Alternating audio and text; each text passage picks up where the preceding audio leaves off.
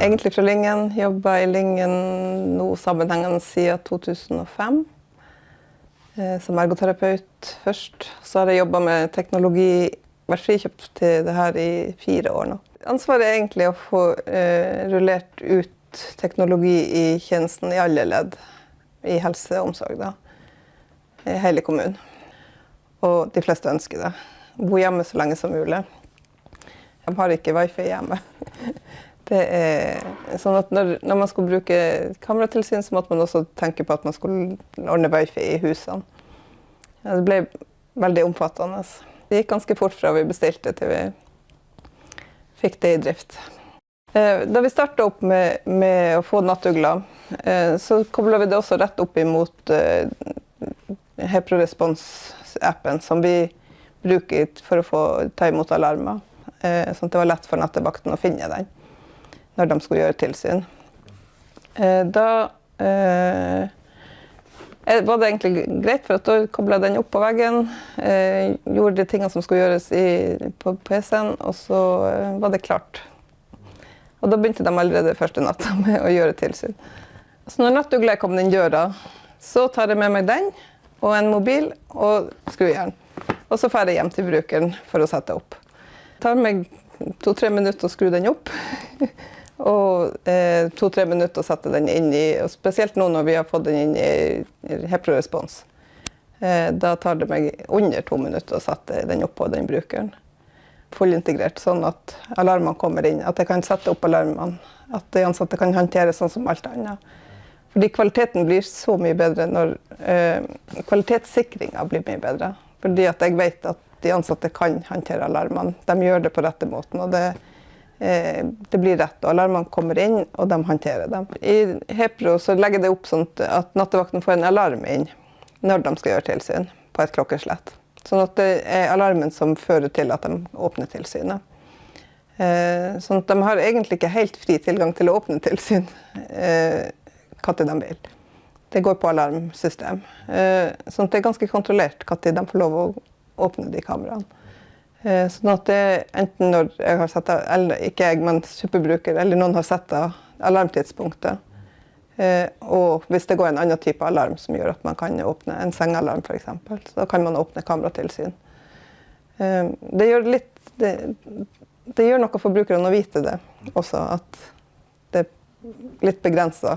Det har vi brukt masse år. Det er veldig omfattende å få det implementert. Så jeg er jo skjelleglad nå hver gang det kommer en ansatt som spør, ja, kan ikke vi prøve det, eller vi må gjøre det hos den personen, vi må sette i verk det.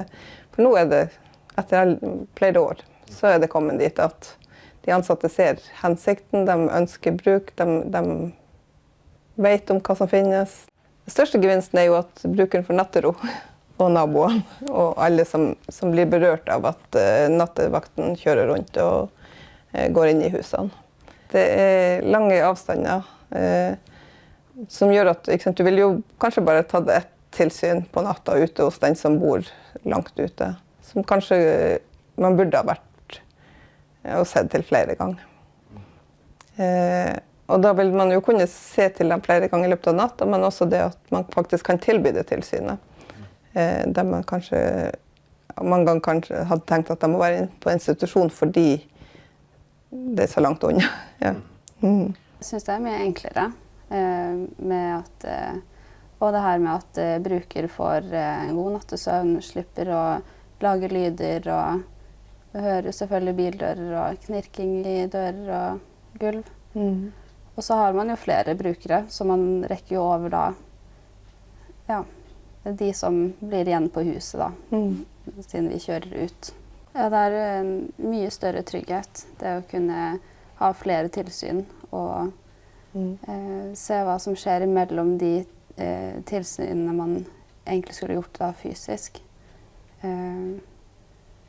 Og så er det jo, ja, når man da ikke trenger å forstyrre, så gjør det jo, da er det jo mye enklere da at man kan ha flere tilsyn. Og få litt mer oversikt og det er det som er meningen, ikke sant? At det skal bli bedre både for dere som ansatt og for den den brukeren det gjelder. Jeg er jo med i alt, holdt jeg på å si, i kommunen i forhold til, i og med at det er små kommuner, så har man veldig mye god oversikt over dem som bor. Ikke sant? Du er med på søknadsbehandling, man er med på sånn at du ser innkommende søknad og kan tenke hva type teknologi kan man prøve ut hos de enkelte brukerne. Lyngen kommune om 5 år, da tenker jeg at alle som ønsker det får lov å bo hjemme, nesten uansett. Vi kan bruke mye teknologi for å trygge både pårørende og andre helseansatte om at denne brukeren faktisk kan klare å bo hjemme og være hjemme. Som alle andre små kommuner, spesielt i Nord-Norge. Og allerede nå så er vi jo på nesten i underkant av 30% på over 67 år. Sånn at vi er sånn. Men jeg er egentlig ikke bekymret for den aldersbølgen, fordi at folk klarer seg egentlig veldig godt og er veldig sprek. Sånn at vi har veldig mange spreke som bor hjemme og klarer seg innmari godt. Og det er egentlig det jeg ønsker, bare at vi skal fortsette med å bygge opp under at de klarer seg selv.